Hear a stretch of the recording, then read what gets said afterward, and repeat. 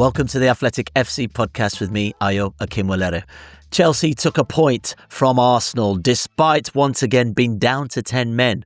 So will their ill discipline stop them being title contenders? All right, with us today, we've got Jack Pitt-Brooke. We've also got Adam Crafton as well. Adam, the points were shared at Stamford Bridge on Sunday, despite Chelsea being down to 10 men for the entirety of the second half. Was it a chance missed by Arsenal from your perspective? I guess so, but I mean, they're still 5 points clear in this start of December.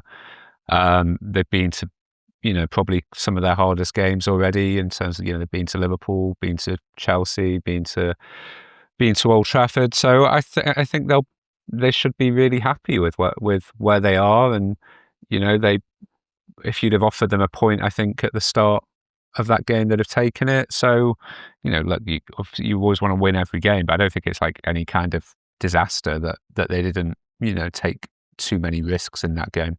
Yeah, I mean, that's what we spoke about, obviously, Arsenal fans not being the ones that aren't convinced that this team's actually quite good and can actually win the title. But, I mean, I did wonder how Arsenal would fare without their main two centre-backs playing, Saliba and obviously Gabriel. How do you think the team coped without it? It looks relatively, I wouldn't say shaky necessarily, but it didn't look as compact as it usually would. I thought they were fine. I mean, Chelsea were sort of competitive and physical.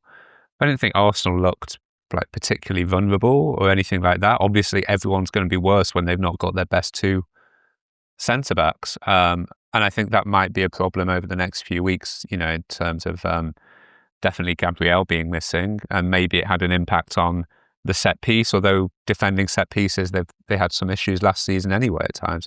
So, yeah, for sure. But I mean, that's why they've spent hundreds and hundreds of millions of pounds to be fine when they've got an issue like this, and they've got lots of different options to play at the back. So, okay, they've had some injuries, but everyone has injuries, and that's why they spent on depth in the summer. So, I don't think anyone at Arsenal can or is or will be complaining about injuries over the next few weeks. Right. Well, going into this game, Jack, people were talking about the sort of Caicedo, Declan Rice kind of head-to-head. Caicedo was sent off before half-time. How do you think Chelsea as a team coped without him? Pretty well, actually. I think the fact that they managed to get a point from the game shows that they actually dealt with that red card really well. I thought that they've clearly got a lot of strength there in midfield, haven't they? And I just think that when I watched Chelsea, there was so much kind of crowing from some people when they spent all that money on Fernandes and Caicedo, and I think a lot of that crowing looks pretty stupid now, actually, because Fernandes and Caicedo been fantastic players this season. Obviously, Caicedo made a bad mistake on Saturday. It was a ridiculous tackle. He was deservedly sent off. But I think when he's on it, there's not many players out there in the Premier League who are as good as him. And I think a lot of the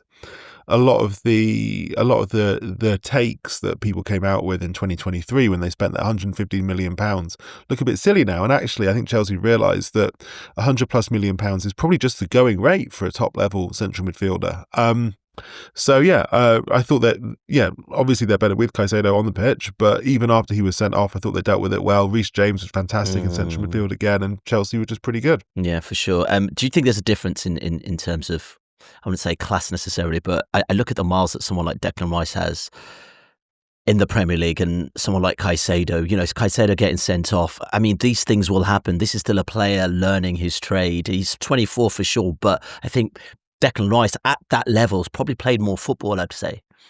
Yeah.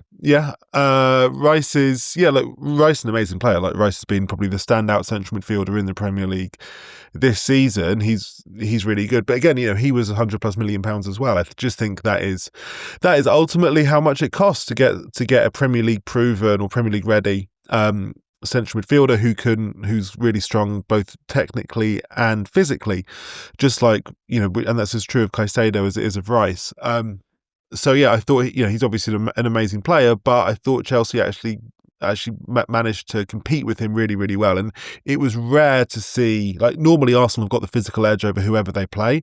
But what was interesting about this game is that Chelsea really matched them physically, and Arsenal didn't have that same physical dominance they normally have. Yeah, I want to talk about the physicality, actually. A really good point, Jack, because Mikel Arteta spoke post-match about the red card being when the game kind of settled. From the off, this was front-footed, Adam. You could see both teams were up for it, Chelsea in particular.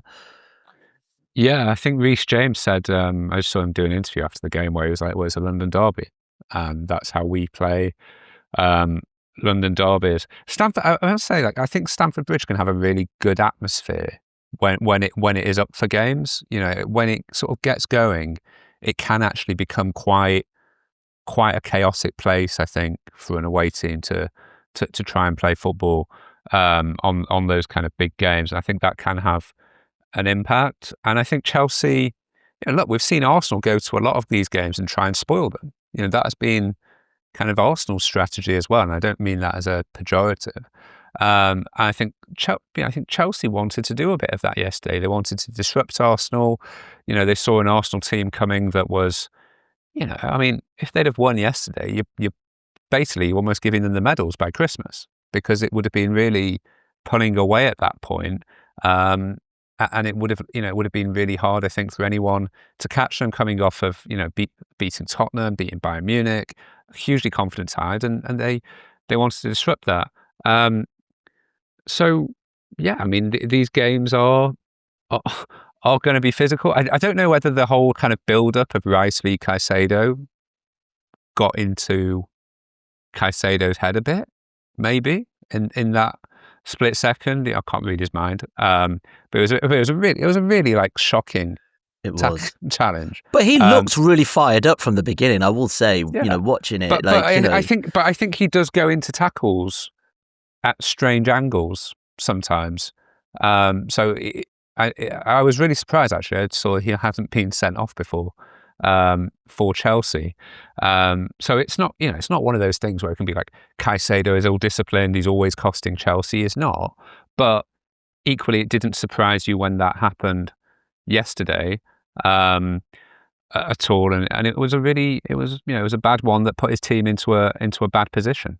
Yeah, and talking over the physicality, Arsenal had 3 players booked inside the opening 15 minutes, Jack. But when it comes to Chelsea, that's now 4 red cards in just 13 Premier League games for this team. 6 in 20 in all competitions, 7 if you include Enzo Maresca red card against Liverpool. Now, I'm thinking about discipline. We're thinking about how young this team is. Could this prove costly if they're to mount some sort of title challenge?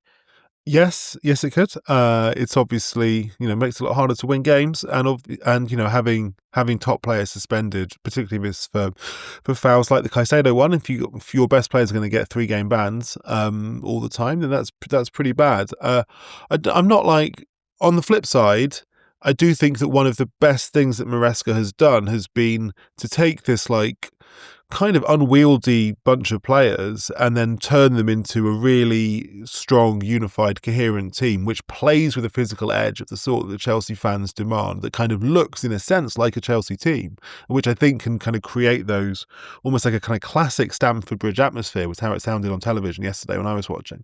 Not for the first time this season either. I thought it was a bit like that when they beat Liverpool in October. But yeah, like I guess the challenge, isn't it, for any team, is can you play with that physical edge and aggression and intensity while also not crossing the line and getting players sent off, which is obviously what, like, Caicedo clearly jumped over that line yesterday. So yeah, it will be something they want to improve, but they also won't want to lose that physical energy which they play with, which I think is integral now to what they're trying to do. Okay, well, next, Adam, they've got Leeds, I think Bournemouth away, and then Everton at home as well. I mean, Caicedo's out for a few matches now. Is this the kind of player that will derail where this team's headed? Because on paper, you'd think they'd beat Leeds at least. Yeah, I saw Leeds play against Man City on Saturday, and they were probably the better team, at least in the second half. So I guess we'll see. I don't think Chelsea are as far along as maybe Jack seems to. I think they're a team that I think they could go really far in the Champions League, actually, but not. I don't think they're going to be in the title running, in the last 7, 8, 9 games of the season. I think they're a team that are probably going to fall away around kind of February, March time. I still think they're short in goal. I still think they're short of a centre forward. of like real top class quality. And I still think they have these kind of moments of, and like we sort of call them like immaturity developing team. Yes, it is the younger squad, but like the moments of immaturity we've seen, or the moments that have cost Chelsea, have been, a red card by Sanchez at Man United, 28-year-old goalkeeper. He's not a young player. He's played a lot of Premier League football. Chalobah's played a lot of Premier League football. He got sent off against, who was that, Brighton.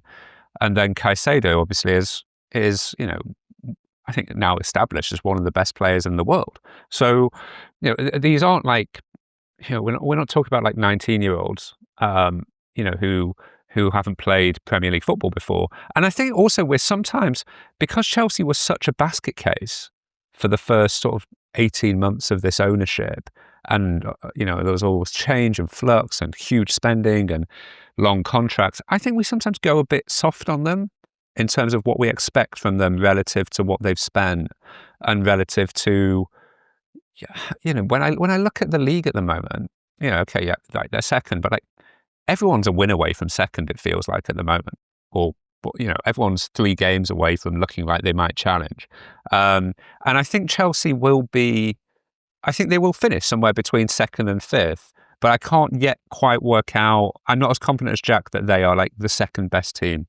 I still think kind of Liverpool at their best should be a better team than Chelsea, and may yet overtake them. And I still feel that same way about Man City. So it'll be interesting to see sort of how they develop, and whether they actually add in January as well. Can they add a centre-back in January that elevates them? I know sort of Chalobah's had a good season. Fofana's come back now, but he's had so many injuries. I just wonder whether there's 1 or 2 pieces they could do in January that just makes them, I don't know, that just makes me trust them a bit more.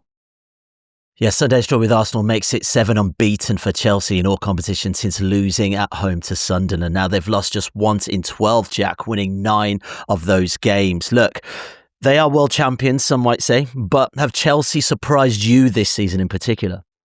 Yeah, I think they have surprised me. I think they surprised me quite a lot over 2025, really, because I wasn't that bullish about their prospects. I wasn't, even going back to when Mauricio Pochettino left and they got in Enzo Maresca, I wasn't sure how that was going to go, because I thought Pochettino had them heading in the right direction, and then they make a change with somebody who's not managed in the Premier League before. But I think over basically the back end of last season, when they finished 4th, won those 2 trophies, that you get a sense that actually maybe they are onto something.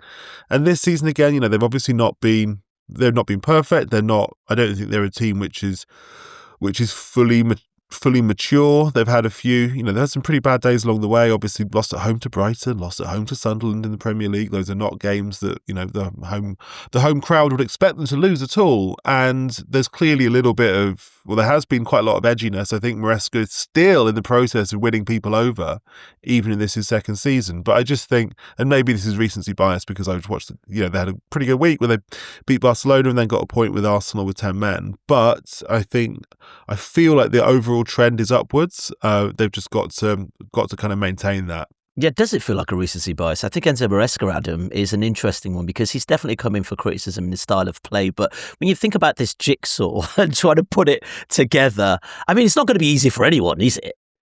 No, I spent a decent amount of time around Chelsea during his first summer, because they were in the States. And I have to say, at that point, you genuinely, because Chelsea had sort of swept through managers so quickly, I mean, there were sort of serious pundits at the start of that campaign who thought he would be the first coach to be sacked. And I think for him to get to the stage he has, almost 18 months in, I think is impressive. I still think he's not like one of those coaches that's really stamped his personality over the league. Like when you think of like the impact that, Klopp had in his first 18 months, even though he wasn't really winning anything or something like that. I don't think he's someone that we really feel like we necessarily know yet. And maybe actually like that has an impact in terms of how he's perceived, fairly or unfairly. And I don't think he had, if you were to say like, what is Maresca's style?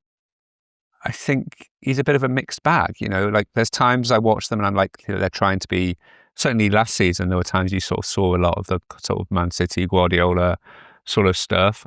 This season, I think they've looked a lot more like a mix between that and between, I guess, what we've become kind of to know Chelsea for, which is a bit more physical, a bit more competitive, kind of wide players, powerful midfield, trying to have a kind of a number 9 figure. So I think they're becoming a more developed team. I'm just not sure what he sees as like, if you were to envisage the future perfect Maresca team, what that is exactly. Yeah, do you think there's enough of an identity in this squad, Jack, to go on then and challenge for the Premier League? Because that's a really good point. They've avoided defeat to Arsenal for sure, and they're within 6 points of the leaders right now. But in terms of, we don't know what Chelsea we might get week in, week out, do you think there's enough embedded in this team to really carry it through? Yeah, I don't. I think the identity is pretty clear. I think the identity is actually not the identity that people thought they played with. When he got the job, the assumption was, oh, this guy, he's obviously come through CFG, he's a big fan of Guardiola. And I think the assumption was it would just be like more kind of pep ball, for want of a better phrase, like incredibly rigid possession, very, very big on possession, positional game. And it's not really turned into that. Like, I think they're actually very dynamic. They're very, very physical. And that's what I meant when I said earlier that, they kind of look like a Chelsea team now. They play with some of that Chelsea, that kind of physical aggression that Chelsea fans will expect from the side.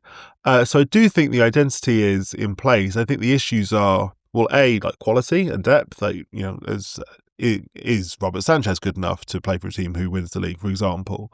Who, even kind of up front, like, yesterday they started with João Pedro, I think, then Delap came on. I'm not sure, like, is there necessarily like a 25, 30 goal a season guy in there? I don't know. Maybe that's another area they'll have to look at. And then consistency, like the bar is so high now for winning the league. Like, I think that generally teams who win, slightly different with Liverpool actually last season, but in the main, like in the last 10 years, whether it's Guardiola or Klopp, like you kind of need to get up into the 90s of points to win the title, and that means you need an incredible, not just intensity but consistency too, and the ability to not lose the games like they've lost this season at home to Brighton, at home to Sunderland. Those sorts of games. So I think, I don't think they're all there. Like, I think they've still got probably at least another year of developing and growing to do. But I do think, I do think that the identity is fairly clear now. Okay. Well, this summer marks 9 years since Chelsea's last Premier League title. And I'll come to you on this first, Adam. Is it acceptable, considering the standards that they've set over the last 20 years? In fairness, the league has changed over the last 20 years, I will say that. But at the same time, this is a team that financially wants to be operating as one of the top clubs in Europe. Yeah, but you don't need to win the league to be financially operating as a top club in Europe. Fair. When was the last time Arsenal won the league, Ayo? Yeah, it's been a while. We know that. What, 20 years? When was the last time Man United won the league? I mean, yeah, good point. Unless you're Man City or Liverpool or Leicester, you're not winning the league in the past decade, and is it acceptable? I mean, like, acceptable to who? Like maybe a fan, a spoiled Chelsea fan who's grown up from like 2004 till 2017 and says we are entitled and we must win this league, and if we don't, then everything is a catastrophic failure. Then okay, it's not acceptable. But like, I don't get the sense this is an ownership that is like judging Maresca on whether he won the league last season, or Pochettino the year before, or Graham Potter before that, or Tuchel, or whichever coaches they've had in the meantime, Lampard. So I don't think it's a club that's been placed to win a league over the past few years. And then if you add into that the kind of chaos of the kind of end of Abramovich and being put up for auction, I mean, they have won a Champions League in that time, albeit it probably weren't, City probably were the better team that season, you would say, but Chelsea obviously deserved to win on the night. So yeah, I mean, like, acceptable, unacceptable, I guess, but I just don't think winning the Prem, all that really matters if you want to be like one of these top clubs anymore, is being in the Champions League. And I think what's been unacceptable for Chelsea over the past couple of years has been not being close to, at times, being qualified for the Champions League and having these like years out. I think success now, and people won't necessarily like this, is judged more on like how often are you qualifying for the Champions League and getting to the final, quarterfinals of Champions Leagues, more than are you able to get 98 points in England. Yeah, I mean, this is also a team that spent a lot of money, Jack, on loads and loads of players. And we've talked about the churn of players. Why are they doing it then if they don't want to win the Premier League? Well, I'm sure they do want to win the Premier League. I'd be surprised if they don't. It's just a question of like strategy and timing and resources. I actually think that, I mean, look, there've been so much criticism for their transfer policy the last few years. But ultimately, people decide whether strategy is good or not based on whether the team is winning or losing. Like it's as simple as that. And the more games they win, the more people will go back and say, "Oh, actually, maybe this transfer strategy that we thought was dumb was actually smart." Like that is basically how it works. And I do, like I said earlier, I think that, for example, paying 100+ million for Fernandes and Caicedo has been vindicated. I also think that you could even argue that the high volume signing of talented young players has probably paid off as well, right? Because if doing that amount allows you to find a Cole Palmer, find Esteval, then I think people will look pretty kindly on it and say, well, even if not every single one comes off, if enough of them come off, then we've got a competitive team. So in that sense, I think that like the public perception of their transfer business will probably change the better that the team does, and I think that's probably only natural. Sometimes all of Chelsea's transfer business gets grouped into like one category as just chaos, and I think we have to remember, like, there's been very different phases to this Chelsea ownership. There was that initial first summer where like Todd Boehly becomes interim sporting director, and that was chaos. Like that was the summer they signed Raheem Sterling, and is he still at Chelsea? He's still at Chelsea. Right? Yeah, he's still there. He hasn't played a game since the end of last season with Arsenal. Right, and he's still on something like over 250, 300,000 pounds a week. Like that summer was chaos. You go and get Graham Potter for like 15, 20 million quid and sack him a few months later. You can argue now, right decision to get rid of him, but like that was not a good sign. I think some of the stuff where they, maybe deserve more credit is, they were having gone from that, they then went very much more aggressively, and I think this was pushed more by the Clearlake side of it, to be fair, into building this structure, and getting, like, at the time it was like a joke that they have like 5 different sporting directors and heads of scouting and recruitment, etc. But like, that seems to have made sense now. You've got a structure that is able to kind of be bigger than the head coach, that recruits for kind of the broader group. So I do think they deserve praise for that. There's still been some really big mess ups along, Mudryk.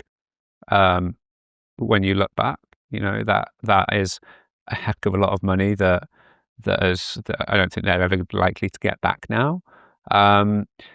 And I still think there's some question marks about, even some of the signings they made last summer. We're yet to really see Garnacho, Delap come through. But I think their view probably on those players is, you signed Liam Delap for like 30 million. If it works out, great. If not, Everton probably needs centre forward next summer. They'll take him for 25 million. Garnacho will probably get a move to Atletico Madrid for 35 million. So I think their view on some of these young players is they'd love it for that to work out for them at Chelsea. But if not, there is like basically a minimum value that's almost protected.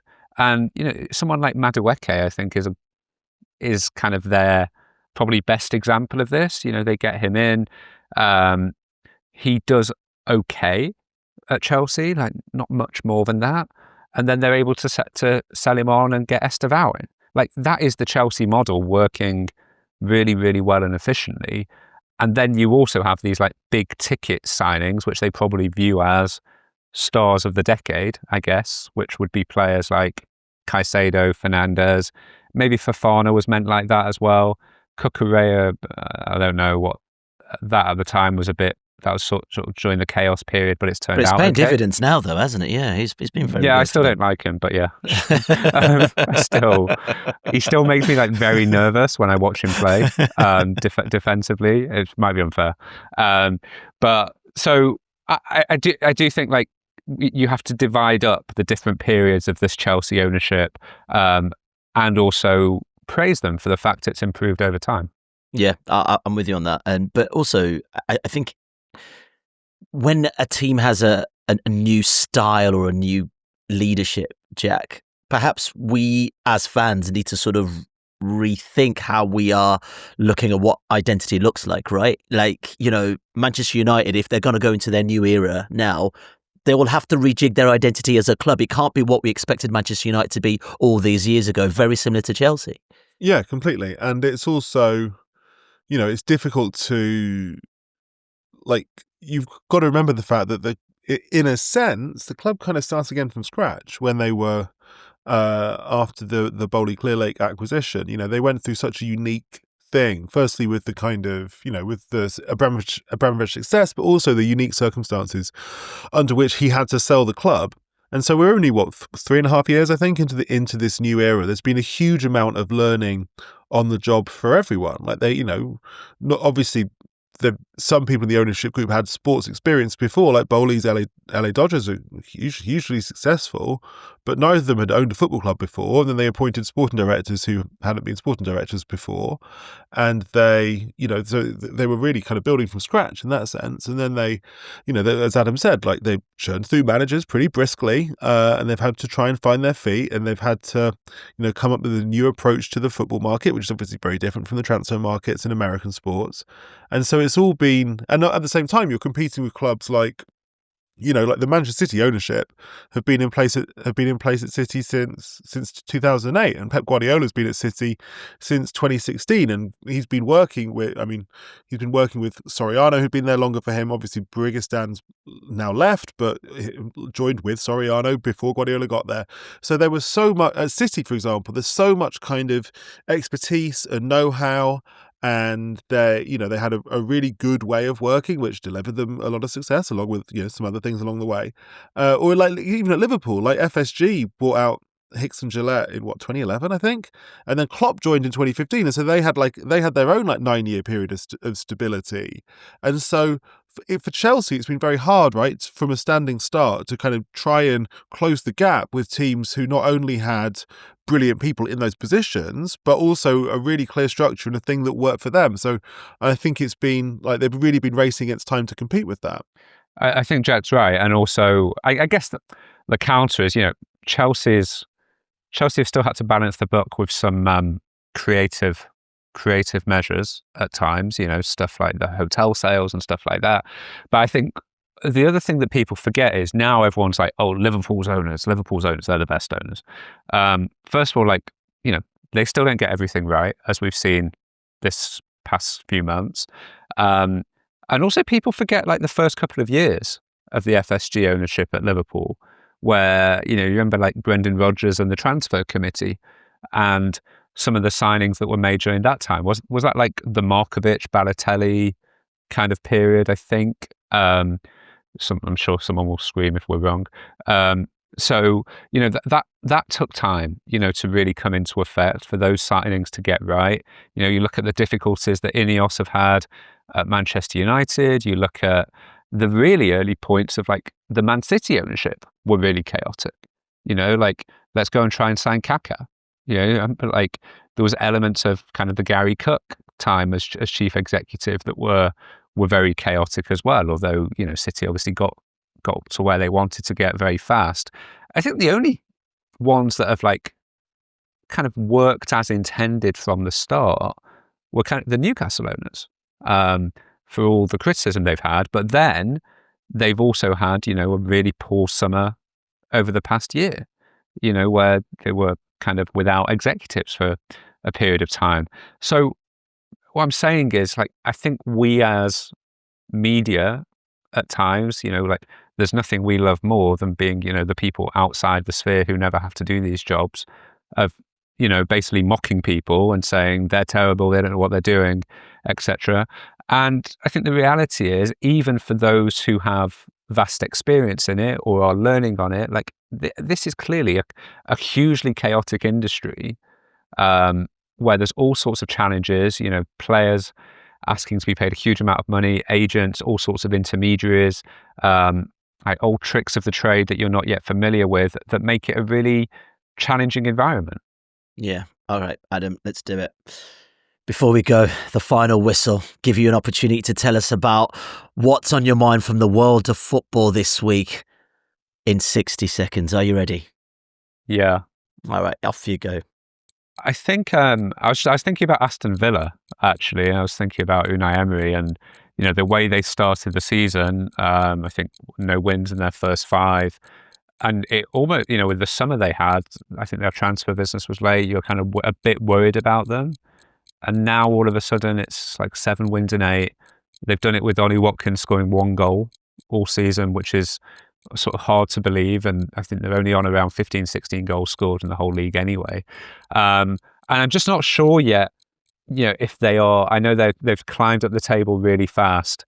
I'm not quite sure yet if they are back per se. This month they're going to play Arsenal twice. They're going to play Man United. They're going to play Chelsea.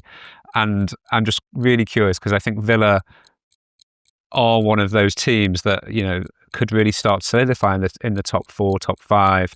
But I'm just not quite sure yet how good they are. So that's what's on my mind today. I don't know. What do you think, Jack? Are they any good?